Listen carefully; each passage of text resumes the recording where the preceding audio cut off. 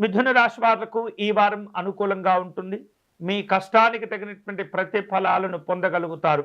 అలాగే బంధువులతో వివిధ అంశాల్లో విభేదాలు ఏర్పడే సూచనలు కనిపిస్తున్నాయి. వృత్తి ఉద్యోగాల పరంగా అనుకూలంగా ఉంటుంది. ప్రభుత్వ పరంగా మీకు రావలసినటువంటి ప్రయోజనాలు కూడా ఈ వారం అందుకునే సందర్భాలు ఉండబోతున్నాయి.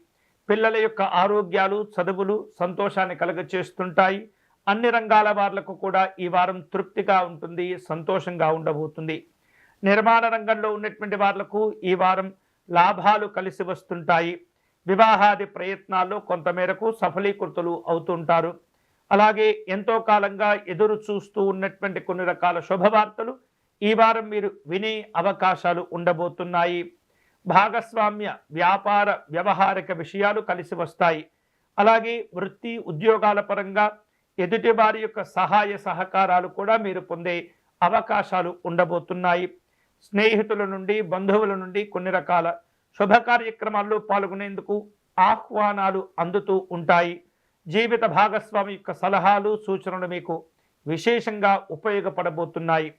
ఈ వారం వివిధ రూపాల్లో ప్రయాణాలను ఏర్పాటు చేసుకుంటూ ఉంటారు.